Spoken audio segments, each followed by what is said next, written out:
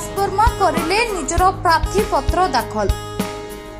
पुरी जिला सत्यवादी निर्वाचन मंडली विजु जनता दलर प्रार्थी पूर्वतन राज्य योजना बोर्ड अध्यक्ष संजय कुमार दासवर्मा आज निजर समर्थक मानक सहित आसी पुरी अतिरिक्त जिलापाल कार्यालय में निजर प्रार्थी पत्र दाखल करथिले। पुरी रमेश साहू रिपोर्ट। सत्यवादी विधानसभा क्षेत्र पर मोर प्रार्थी पत्र दाखल करछि। मो प्रथमे महाप्रभु जगन्नाथ सत्यवादी आराध्य प्रभु गोपीनाथ अणासर माँ कुंजेश्वरी दर्शन करछि एवं तापर प्रार्थी पत्र दाखल करछि।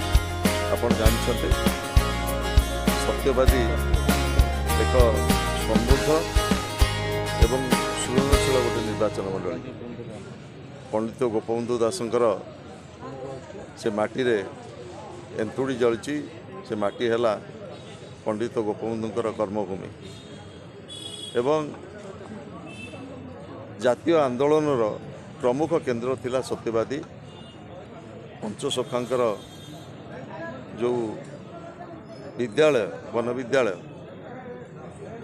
गोटे जातीय चरित्र गठन पाई समर्पित थिला। एभली एक महान भूमिर सेवा करिवा पाई माननीय मुख्यमंत्री नवीन पट्टनायक मते सुजोग देइछन्ते।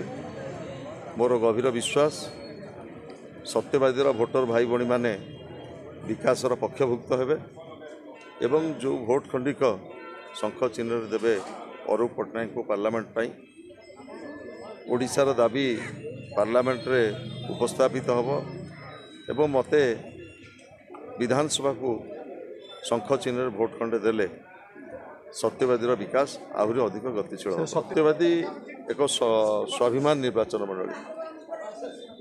सत्यवादीवासी सबुबले विकासर पक्षभुक्त होइछन्ति। ओडिया विश्वविद्यालय ठू आरंभ करी मेगा पाइप वाटर स्कीम पर्यंत एवं जलसेचन जल निष्कासन एवं विशेषकर कम्युनिकेशन विजु सेतु योजना एवं ग्राम्य भित्तिभूमि की सुदृढ़ करने विगत दिन में बहु कार्य हाथ को नि मोर गभीर विश्वास माननीय मुख्यमंत्री नवीन बाबूर जो विकासर धारा राज्य चली षष्ठ थर पर ओडिशार 4.5 कोटी जनसाधारण निष्पत्ति करछन्ति नवीन पट्टनायक को आशीर्वाद करेंगे एवं सुजोग देवे पुणी थे सेवा करने। यही क्रम मोर गभीर विश्वास अच्छी सत्यवादी भोटर भाई भणी मैंने विकासर पक्षभुक्त हेबे एवं विधानसभा को गोटे बहुमत मते आशीर्वाद करेंगे एवं सेवा करने सुजोग देवे।